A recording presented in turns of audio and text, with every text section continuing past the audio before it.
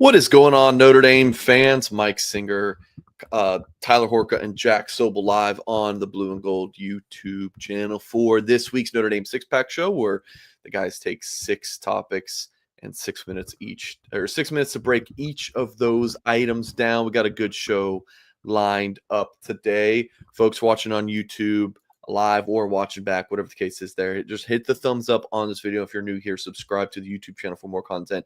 And if you're listening to this as a podcast, appreciate you as well. We just ask that you would leave us a 5-star review wherever you listen to your podcast. If you have not done so yet, fill out a reason as well. Boys, I trust that you are well. Lots to get to today, so we'll dive right into it. This was a tweet that came out on April Fool's Day, and it was not an April Fool's. From Always College Football, this is Greg McElroy, former Alabama quarterback. Well, I'm just gonna roll it. Okay, I hope I don't get a copyright strike or anything from it.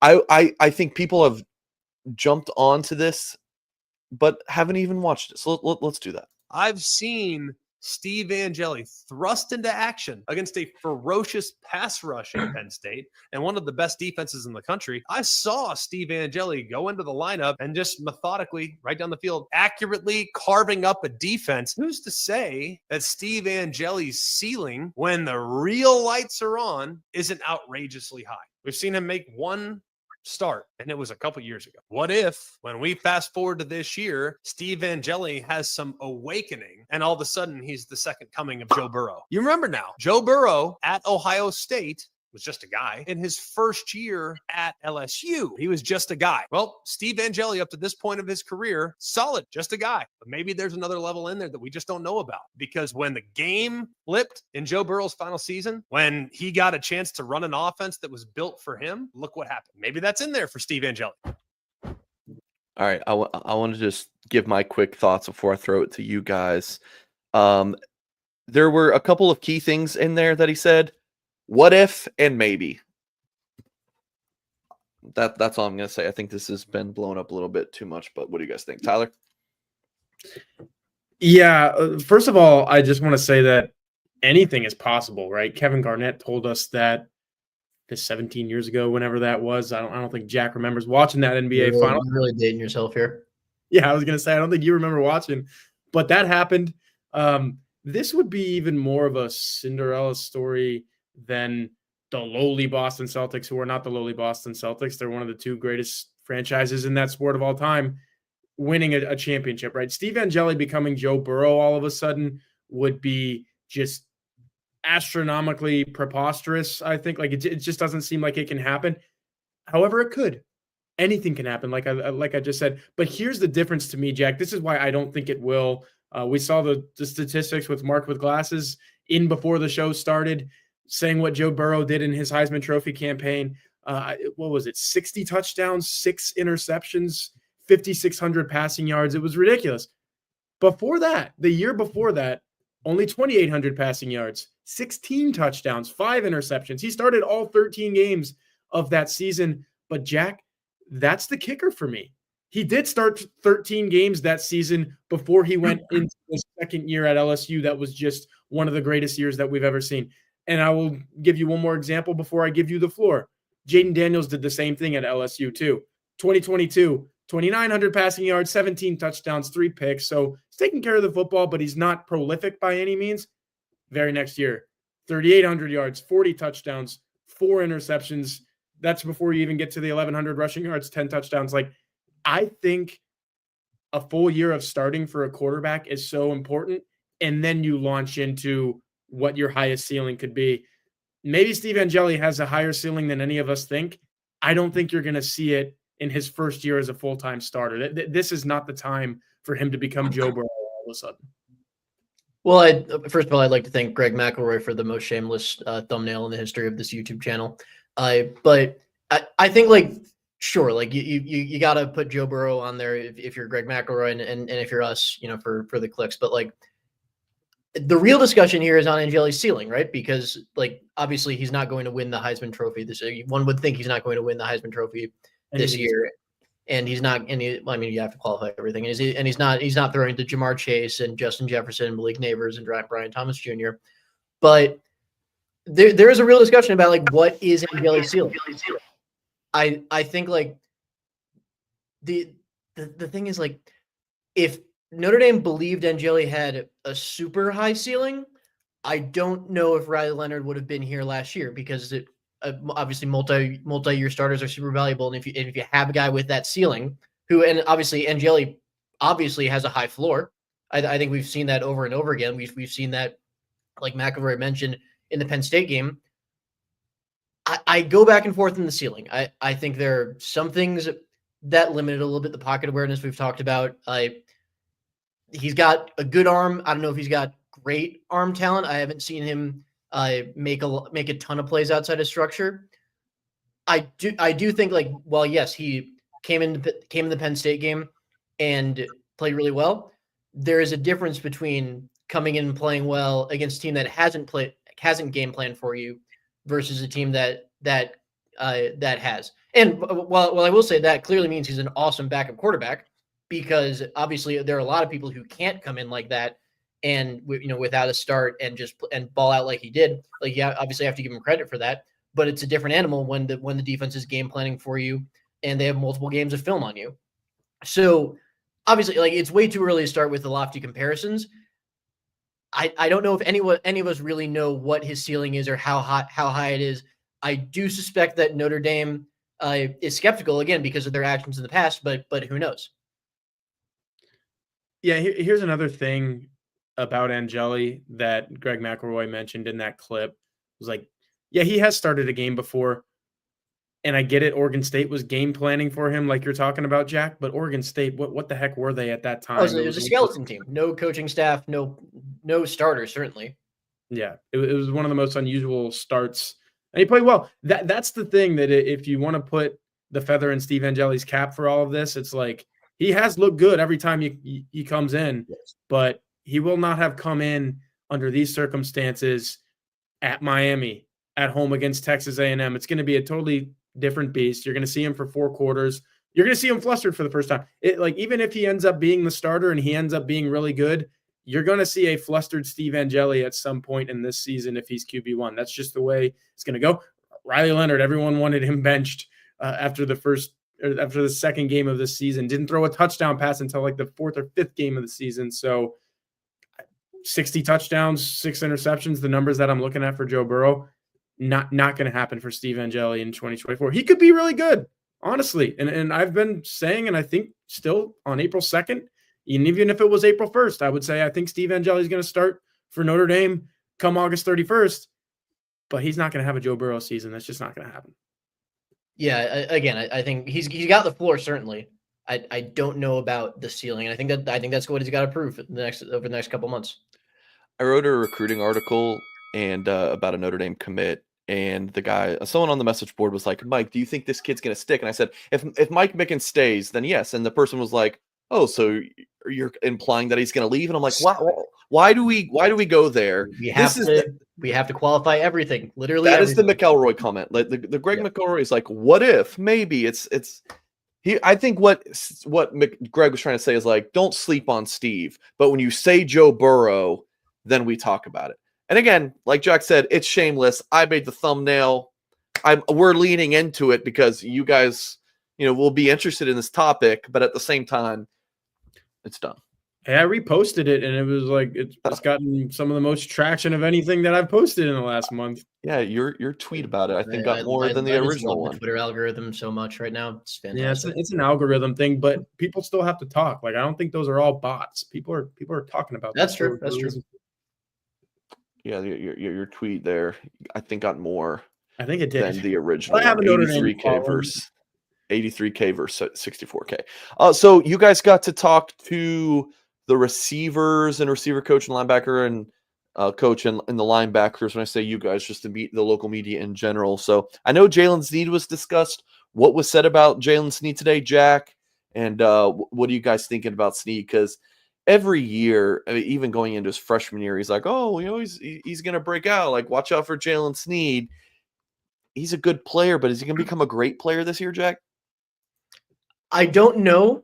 I don't think it's fair of us to discount that. I think the key quote Max Bull said, first of all, the information is that Sneed is about 235 pounds, which he has never been above like 220 as a player at Notre Dame. So that is significant. That's a big weight gain, and Max Bullis says it's good weight and that Sneed can take on blockers better. And that's been an issue. I won't say it's the only issue Sneed's faced in his career, and we'll talk about that in the next 5.5 minutes. But it's certainly an issue. And Bullis said like he's told Sneed in the past, Sneed, and this is a direct quote, Sneed, you got to get up to 230, 235, and then the sky's the limit for you. But until then, it is what it is.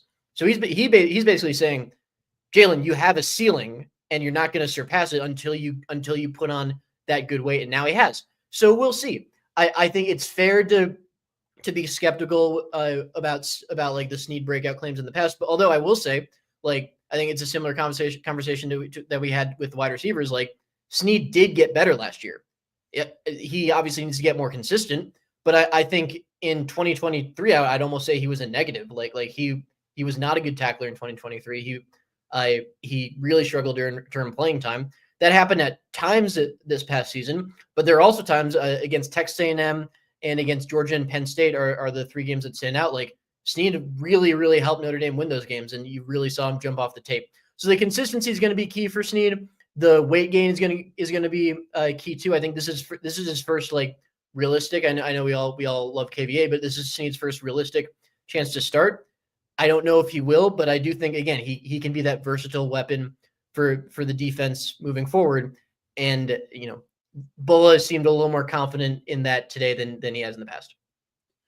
All right, this is the thing about Jaylen Sneed gaining weight and everyone getting excited about. I don't know what it is about these guys putting on weight, Jack, but everyone's like, yeah, that'll do it.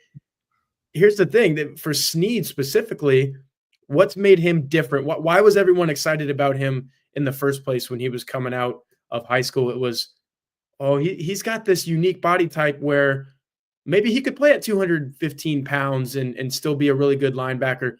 I'm looking at Jeremiah Owusu-Koramoah's Notre Dame profile right now. What was he listed at? 215 pounds. And I get it, the Rover has been phased out a little bit, but Sneed has still played it. When you play a base 3 linebacker set, Sneed's been out there as that guy. Now it's, okay, can he unseat Kingston Viliamu-Asa or beat him out, however you want to look at that? Hold him off, that might be the phrase. Hold him off. I like that. For that second starting linebacker spot, I'm not sure, because I, like a lot of other people, probably really like KVA and think that he needs to be on the field as much as possible. And I believe he outsnapped Sneed last year. And that was in part because maybe I'd have to look that up, Jack. Was Sneed ahead of KVA in snaps? I think. I don't know about per game, but KVA missed a few games, so definitely. Per game, like KVA was 20 to 25, and he never missed that. What was Jaylen Sneed? I think it was the Louisville game. He got 8. And he was storming off the field, or he had to go to the bathroom, is what we've been told. I just think that this is like another last-ditch effort for Jaylen Sneed to become a guy in the Notre Dame linebacking core. And guess what? Reading between the lines of what Max Bullis said, or not even reading between the lines, just straight up reading what he said, it sounds like Drake Bowen is that guy for the Notre Dame linebacking core. And like he is the number one, and he's going to be the leader. So if this helps Jaylen Sneed get on the field more in that will linebacker capacity, then more power to him. He's probably helping himself out for the future. Like, you need to be able to pack on weight and move that weight. And like you said, Jack, get off blockers and make tackles and all that. But if in the process he's losing that one thing that made him unique and the thing that people were really excited about, the sideline to sideline quickness and the lateral ability and whatnot, then I don't know. I don't know how he's going to all of a sudden be one of Notre Dame's best bulky linebackers or anything like that. I've never viewed him that way. And this feels like a rebrand almost. And like maybe it even feels, excuse me, a little bit forced. I shouldn't have brought up his chance to start, because I think that's always the wrong way of looking at Jaylen Sneed. Like, Drake Bowen and KVA are much more traditional Mike and Will linebackers in this defense. Like, yes, Sneed was, I've said this on the show before, or on one of our previous shows, like, Sneed was brought in to play a position that really no longer exists. I think they certainly play a third linebacker. And I know I wasn't here in the days of the traditional Rover, but like when JOK was here, the Rover was kind of acting like a hybrid linebacker nickel. That's not what that position is right now. that position plays against heavy personnel sets. So you don't guard. It's not like Sneed's guarding slot receivers. I also think that like Sneed's impact on the game is very situational. Plays on third downs. He rushes the passer. That's really how he made his impact in the CFP. Like when they had so many pass rushers out, like guys like Sneed and KVA for that matter were huge for them. So does gaining weight help him reach a ceiling in that regard? I think that's probably Notre Dame's hope. I don't know. I don't think he has the instincts to be a true Mike or Will, but I think he's got the size, speed, and when his head's on right, the aggressiveness and want to really make an impact in the game in a variety of ways. Jaylen Sneed, 433 snaps in 16 games. KVA, 343 in 14 games. Look that up on PFF. So what else did you guys get to learn during the media session today, Ty? Yeah, I'll start with Micah Gilbert breaking his hand. Was this common knowledge? I don't think so. I guess he's been wearing something on there for like he's been wearing a cast, I suppose. Some of these things go under the radar, but like 6 to 8 weeks, broken bone, wide receiver, you got to use your hands to catch the football. That kind of stinks for him because as I wrote at blueandgold.com, this is a guy we couldn't stop talking about at this time last year in the spring. And then, this seemed like a really good opportunity with Malachi Fields not being here yet and some of these other Notre Dame wide receivers taking it a little easy in spring ball. And then he can't go out there and catch passes. So he's been running routes, taking mental reps and whatnot. So like you said, Mike, we talked to the other linebackers, their position coach, and then the wide receivers and Mike Brown, obviously. Not a whole lot that we learned, but I just kind of think the first two guys up the stairs, Jaden Greathouse, Jordan Faison, I think we're learning each day that those guys have kind of taken the reins in that wide receiver room, and they're like, hey, especially Jaden Greathouse with what he did in those last two games of the season against those opponents in those spots. Like he looked like one of the best wide receivers in college football. And if that's what you can get from him moving forward, and then if Jordan Faison can stay healthy with that ankle, you got a couple of really good players there. And all of a sudden they're juniors too. We're not talking about them like, oh my gosh, look what they're doing as freshmen or look what they're doing as sophomores. They're juniors, so they're kind of expected to do it. And I think they can do it, Jack. That's the biggest thing. And then with the linebackers, it's the same sort of thing. I talked to Drake Bowen for a little bit today, and it was, all right, you don't have Jack Kaiser or JD Bertrand or Maris Leofau anymore. And, this is kind of your unit. How do you feel about that? And he's like, well, those guys taught me, and it's not like I'm a freshman anymore either. He's a junior. He was a starter last year. Like he's legit. He's been there, done that. So I think with both of those groups, it's there's a lot of potential there, but there's also a little bit of inexperience, even though these guys have been there and done that, like I said. So it's kind of just taking the next step for both of those groups. I would be shocked at this point if Bowen's not a captain. Shocked. Yeah. I think this happened more recently than our last show, so I can say it now. Like Chris Ashton was asked, open-ended, not about Bowen specifically, like who on defense, and again, this is the defensive coordinator, not the linebackers coach, who on defense is stepping up as a leader. And the one guy I mentioned was Drake Bowen. He's taking command as the central communicator that Jack Kaiser and JD Bertrand were, and before I was here, Bo Bauer and Drew White in the middle of that defense. So I'd be stunned if he's not a captain. I think what we heard from him and Max Bull today reinforced that. I asked Jordan Faison, this was interesting, about playing more football in the spring this year. He said, as I progress further into my career playing both sports and having the dream of making it to the NFL, you have to make some tough decisions. And one of those decisions was I have to develop more as a wide receiver, develop my play more. So we've talked about this on a previous show. Like Faison's obviously doing more, but that's a striking comment from him that like this was an intentional decision. Obviously we've said before that Faison's decision is Faison's decision. No one else can advise him. But and again, this is just me speculating. It wouldn't shock me if someone on the coaching staff was like, "Look, Jordan, you can do what you want, but Will Pauling's probably going to start over you if you're not doing a lot of spring ball." And that's not a threat. That's the factor of the matter. Is like if you're not getting enough, if he's not getting enough reps, then maybe someone else comes along and takes snaps from him. So like this is Faison getting more serious about the potential of playing at a level higher than Notre Dame in the NFL. And recognizing, he said that he said, I asked him like, what are you hoping to develop more this spring? He said he's got to be faster at recognizing coverages, kind of slowing the game down, having the game slow down for me, getting my IQ up there. Basically, he needs reps. He needs reps to understand the game as a wide receiver. Speaking of understanding the game as a wide receiver, Mike Brown said something interesting about Cam Williams today. And Tyler, you talked about this on the board a little bit, so I'll let you take it from here. Yeah, I think this was the most candid any coach, player, anyone has been about Cam Williams, because usually all you hear about Cam Williams is, oh, what the heck is going on? It's not happening for him.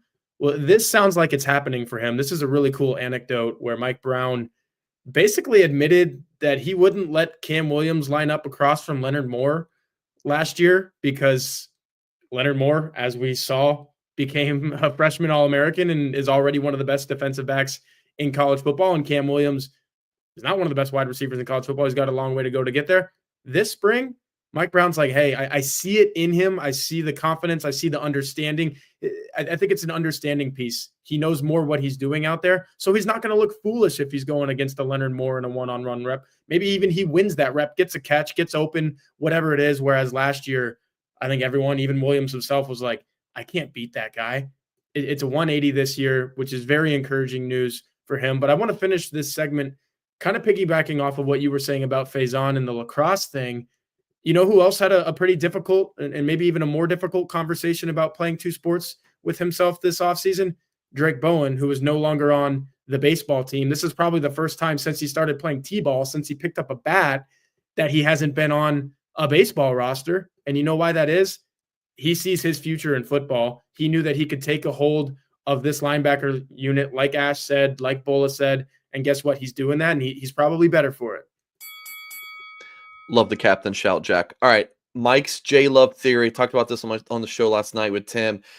So the one of the talking points out of spring ball so far is Jeremiah Love at receiver, and it's like, all right, I see the YouTube comments. People are saying, we did this last year and nothing came of it. Well, my theory is, let me go through this just really quick so that the timer's still going. Last spring, I think that Jeremiah Love was like, listen, just put me in as a receiver. Let me play some receiver. 100% theory, by the way. This is not from the Goog at all. Let me play some wide receiver. So they put him there in the spring, but fall comes. No, you're just playing running back. I think going into this spring, like with the offseason negotiations, NIL and all that stuff, I think that J-Love was like, I want to work into my deal or whatever that I'm going to play some receiver. I really want to get those looks. I had a recruit tell me the other day, a running back who was at practice that the media didn't get to see. He's like, man, J-Love looks great at receiver. So he's still working there. I think that we actually might see it this fall. Theory, tinfoil hat. Tyler, what do you think? I think you need to take that tinfoil off because you're crazy. It just really feels like the same exact thing as last year for me, where, and this is why, especially this year, even more so than last year, we all know how modified and different this spring is. It's unique. It feels like OTAs, man. It almost feels like if you're a veteran, you don't even really have to be there. You do, obviously. College ball is still, hey, these guys are going to class, they're going to football practice, then they're going to class, or vice versa, whatever. So it's not full on pro OTA NFL style. We're still 2 months away from games. Let's get a few workouts in type of thing. No, it's not that completely. But look, Jeremiah Love doesn't need to take every single rep at running back to still be the best, one of the best running backs in college football 5 months from now. He's going to be that. I think he's going to not get as close to that as he can if he's taking all these reps at wide receiver. Now, will he still be one of the best players in college football? Absolutely. But I think Notre Dame has a plan for Jeremiah Love, Juwan Sider, Mike Denbrock, and it's, hey, you're RB1, man. We saw what you did last year. You're going to do the exact same thing, maybe even be a little bit better. Does he need to catch more passes out of the backfield? Absolutely, Jack. That's a conversation that we had last week, and I think we both agreed, like, you can get that guy more involved as a pass catcher, but in terms of lining him up out wide from the very get-go and that being what he does, I don't know, man. He's a running back to me. Yeah, I actually disagree with Mike's premise here in that, like, I disagree that J-Love at receiver in spring did nothing last year, because he's told the reporters that like during the offseason when he goes home and trains, like he trains as a wide receiver, regardless of what the team's doing, to sharpen his route running and pass catching skills, because he believes correctly that like he's a pretty dang good running back already. Like this is not and was never about Love is moving to wide receivers. He's never going to change positions. What he is going to do is, I think they'll do this a little bit more this year, put in some wrinkles in the offense where he lines up out wide or lines up as a flanker or something like that and runs routes and gets matched up on a linebacker. We've talked about this so many times. Like when you can match that guy who is, as Sider said this, as good a route runner at the running back position as he has ever seen. You match him up on a linebacker, he is winning that battle. And I think part of my theory as to why they didn't do that as much as we expected last season was because the offense wasn't far enough along to put in wrinkles like that. Mike Denbrock talked about like how many details were missing from the offense with the passing game in particular, by the way. Like if you watch the tape, like they were with the basic concepts, but the details were just missing all over the tape. That's what Denbrock said. Eli Raridon is obviously an unrelated individual to this conversation, but he said that Denbrock's offense is the hardest he's ever had to pick up. And he went through obviously 3 offenses in 3 years, in his first 3 years with Notre Dame. Like the motioning pre-snap, all the rules you have to follow, before the ball is even snapped, like to add wrinkles like that into the offense, that just wasn't realistic. So I think we'll see a little bit more of that. Like, again, he's not playing wide receiver. You're just going to see him line up in a bunch of different spots. And like I said in the past, using Jeremiah Love as exclusively a running back is a waste of Jeremiah Love. You need to use him all over the field and have that threat on the field at all times. Let me interject, Jack, because you started by saying I disagree with Mike, but then you completely agreed with me. No, I didn't say that he's going to move to wide receiver. Of course, Jeremiah Love's playing running back, but then you went on to say, I haven't heard the term flanker in years, by the way, so give Jack 2 points for that. But like, yeah, just a few snaps a game, match him up. Like, I think he could. Now, I think he'll start to play some slot here and there, especially if it's like, man, if you know Notre Dame huddles and you see Price and Love in the backfield, and I'm a defensive coordinator, I'm like, I have no idea what they're about to line up in. They could line them up with both in the backfield. J Love split out. Like it's a matchup nightmare. I agree with that.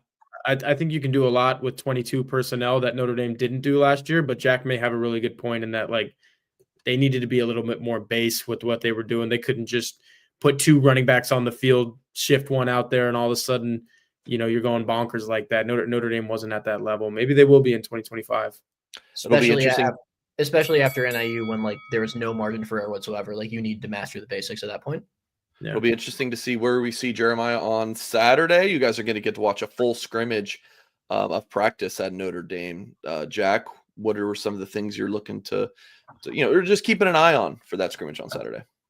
The obvious answer is the quarterbacks, and I think this is a good one to go kind of like back and forth. The obvious one is the quarterbacks.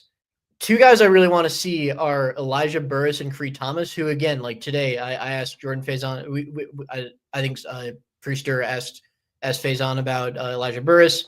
I asked him about Cree Thomas. Like, those are 2 guys who we continue to hear are doing really, really well in spring ball. And because we haven't seen a full practice yet, we haven't seen them. I lost my train of thought. We haven't seen them like in action at Notre Dame. So I'm really curious to see what they look like. The report on Burris we've heard is that like he's fast, he's got great hands, he's a refined route runner for his age. On Thomas, we've heard he's a ultra competitor, he's physical, and that he's going to be a pretty good cornerback some point down the line, if not right now. I mean, obviously Notre Dame has had success in recent memory with freshman cornerbacks. So those are 2 guys I'm going to be keeping a close eye on Saturday. Thought I was muted. I'm not.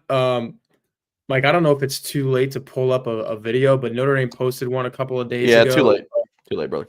Of the defensive backs. Like, I want to see what those 4 or 5 guys look like, or really 8 to 10 guys, because I want to see the 2 deep there. Just in that clip that I'm referencing alone, you saw Carson Hobbs PBU, Tay Johnson forced fumble, Leonard Moore PBU, Christian Gray INT, Ben Minnick INT, Kennedy Urlacher INT. Like, these guys are legit, as I said in my social media posts on there. I think Notre Dame's strength has been defensive back during the Marcus Freeman tenure, and you can definitely liken that to what Mike Mickens has done with that group. Both of those guys, I think, have recruited and have developed these guys. So you lose a couple of your best, and I get it. Benjamin Morrison hadn't been playing since October or September of last year, but Morrison goes out. Xavier Watts goes out. You're going to hear his name called in the NFL draft later this month. I'm ready to see some of these other names. Like there were a couple names there that you didn't hear from at all last year because Notre Dame has been so stacked at DB. Like Kenny Urlacher never played. Is he a dude? Ben Minnick, Carson Hobbs. So see where those guys kind of factor in, because Jack, that's what you can kind of see when you see the whole practice like this and you see so many team periods. We'll be able to do a depth chart for the first time in a while, right? Like where we say, hey, okay, this is kind of where these guys are at. It does stink that so many of them are limited or injured and whatever, but the guys who are out there, we will get a really good read of where they kind of fit in. And specifically, again, I'm looking at the secondary on that front.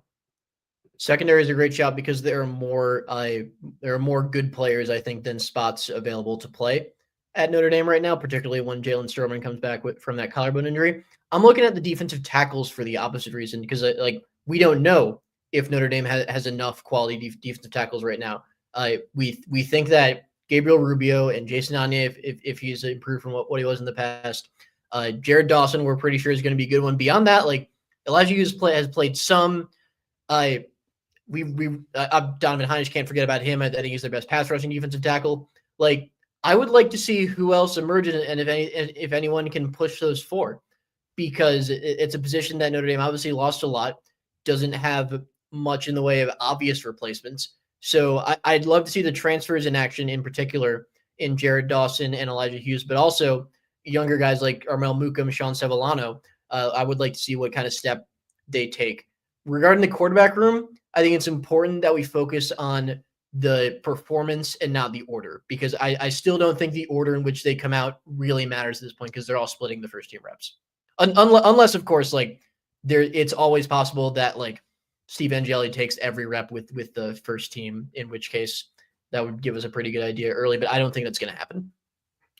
Based on my conversation with Logan Saldate today, that's not going to happen, because I kind of asked him, like, who do you have a rapport with right now? Who are you working with as a 2 or a 3, wherever you are in this depth chart pecking order? And he's like, I've been catching passes from all of them. So along those lines, I wish I can include Micah Gilbert in this, but as we mentioned earlier in the show, broken hand, not going to see him out there. But I'm still looking at sophomore wide receivers, because I guess redshirt sophomore in one of their cases, KK Smith, he might as well be a sophomore at this point. But the Will Fuller thing, like Mike Denbrock, if you were being for real 8 months ago, whenever you said this, I want to see it in this practice. I want to see this guy make a play that shows me, hey, you can't keep him off the field in meaningful games in the fall. And then Logan Saldate, for the same reason. I think he's just like sort of a spark plug, electrifying type player. He told me today, like, yeah, my quickness, I get rid of my surface area really quickly, which I never really heard a wide receiver talk about that, but it makes sense. He's like, I want to eliminate the DB's ability to put his hands on me at the line of scrimmage as fast as I can, because once I do that, I'm going to get around him and I'm going to get open. And he was talking about separation and getting open and making plays. That's music to Notre Dame's fans' ears, because you haven't seen that at the wide receiver position enough over the years. So I'm looking at those 2 wide receivers in particular, because I think they both have unique skill sets, both a little bit on the smaller side, but hey, size has never mattered when it comes to catching the football and scoring touchdowns. You've seen a ton of tiny receivers be dudes, Jordan Faison being one of them. Maybe Notre Dame has a couple there as well. Tyler, so Notre Dame has had, is it more Notre Dame women's basketball players enter the portal, or it's equal? The amount of women who entered the portal versus how many scholarship players they have left. Is that right? It's equal, and it's not good. It's 4. So Olivia Miles sort of started this train on Monday night, enters the transfer portal 2 days after Notre Dame loses.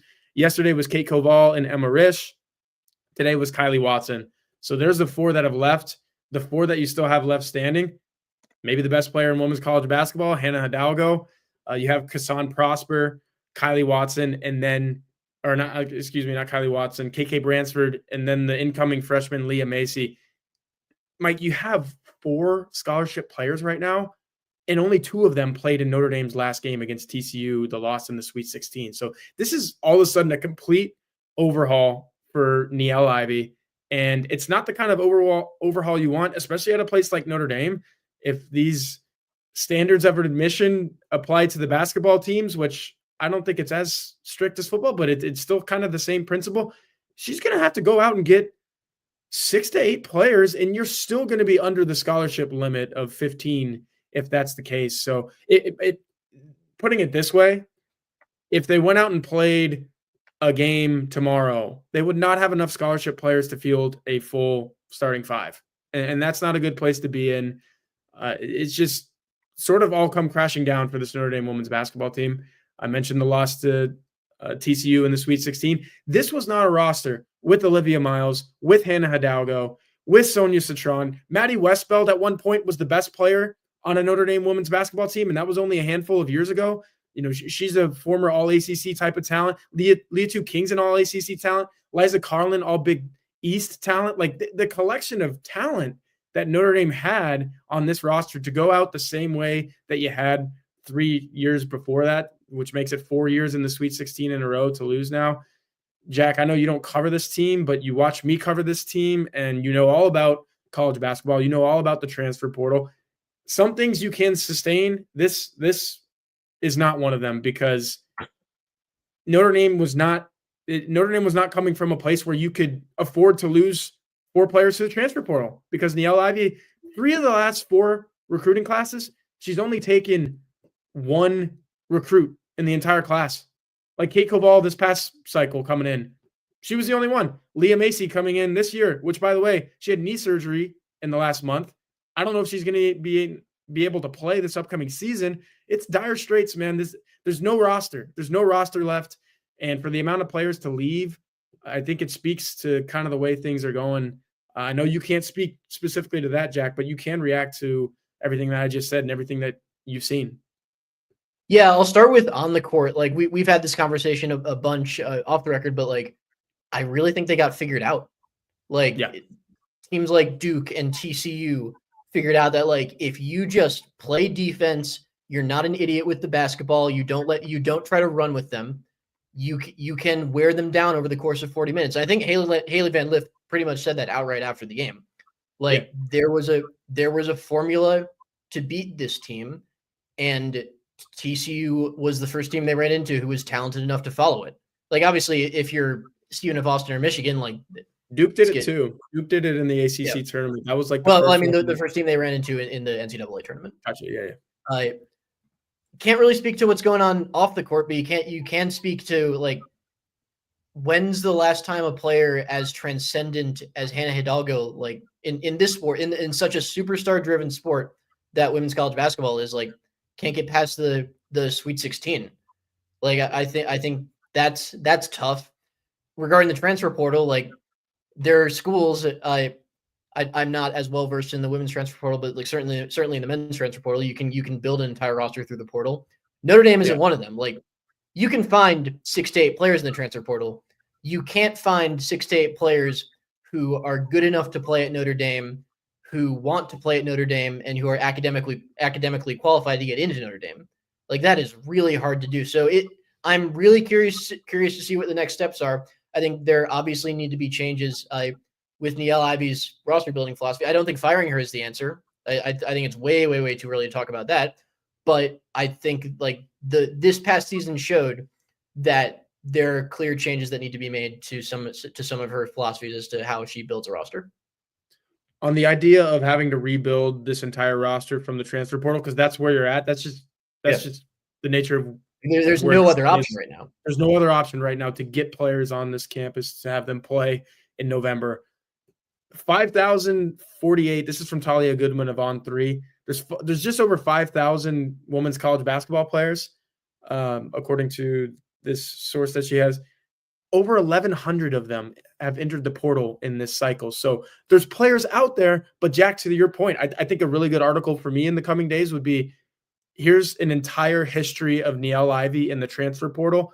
This is whether or not they have been graduates. These are the schools that they have come from. Like Maya Dotson, Stanford, Jenna Brown, Stanford. It's either a school like that, or you're a graduate, Leah Tu King, you're a graduate, Liza Carlin.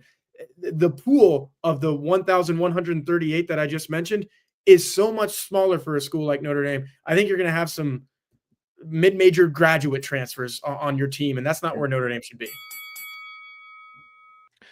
All right. That is going to do it for this week's Notre Dame Six-Pack Show. If you're just tuning in, some good stuff from the guys. So rewind and hear what they had to say. If you have not done so yet, folks, please hit the thumbs up on this YouTube video if you like what you saw, or even if you didn't, we would just appreciate it. Of course, subscribe to the channel if you are new here. We will be back next Wednesday. If that changes, I'll tweet something out, as well as a recruiting show this upcoming Friday, and then Tim and I will be live next Tuesday night. Appreciate you all for tuning in. For Tyler Horka, Jack Soble, I'm Mike Singer. We'll catch you guys next time.